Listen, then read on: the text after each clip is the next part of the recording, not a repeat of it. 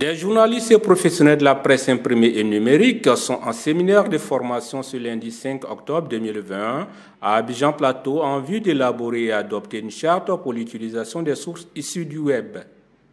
Ce séminaire vise à amener les entreprises productrices d'informations numériques à avoir un modérateur, puis à inciter les entreprises de presse à non seulement élaborer et adopter une charte interne d'utilisation des sources issues du web, mais également une charte de modération des commentaires en ligne.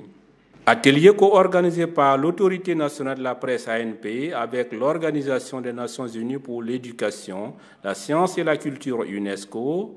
Le président de l'organe de régulation Samba Koné a salué le nouveau partenariat gagnant-gagnant avec l'UNESCO. Ce séminaire pour sensibiliser, comme je l'ai dit, intitulé pour sensibiliser les acteurs de la presse imprimée et numérique et puis les acteurs des plateformes d'échange.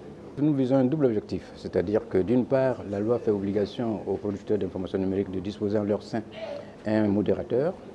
Et puis, nous pensons qu'il est aussi indispensable pour les promoteurs, aussi bien de la presse numérique que de la presse imprimée, de disposer d'une charte d'utilisation des sources d'informations sur le net. Ouais, parce que le net aujourd'hui représente une source d'information immense, c'est vrai, mais en même temps, l'utilisation de ces sources-là doit se faire selon les règles de l'art.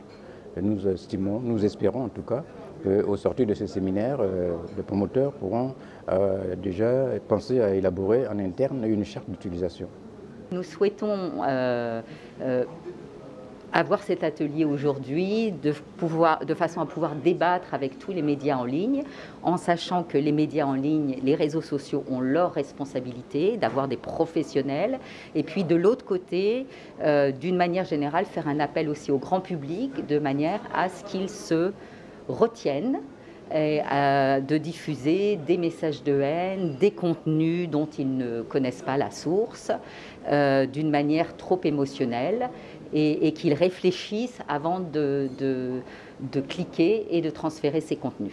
Pour le représentant du ministre de la Communication et des Médias, Adou Jean Martial, le thème de la formation, source d'information, infraction en ligne et modération des contenus numériques, est essentiel eu égard à l'importance que prend Internet dans les habitudes de communication et d'information. Abordant dans le même sens, Lassina Sermé, le président du réseau des professionnels de la presse en ligne de Côte d'Ivoire et Pelsi, indique sa satisfaction pour l'organisation de ce séminaire. Je pense que ce séminaire arrive à point nommé parce que nous sommes dans un environnement électoral et je pense que c'est un outil qui devra pouvoir aider tous les acteurs de la presse en ligne à avoir les outils nécessaires pour une bonne couverture de cette échéance électorale qui s'annonce très passionnée et avec la présence du procureur de la République aussi. Vous avez vu maintenant la loi de 2017 prend en compte les acteurs de la presse numérique, les producteurs d'informations numériques.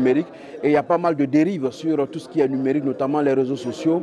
Aujourd'hui, avec celui qui est chargé d'appliquer la loi, nous allons en débattre à bâton rompu et je pense que nous parviendrons à des échanges très fructueux. À ce jour, l'ANP dénombre dans ses bases de données 24 journaux quotidiens, 28 hebdomadaires, 21 mensuels et d'autres périodiques.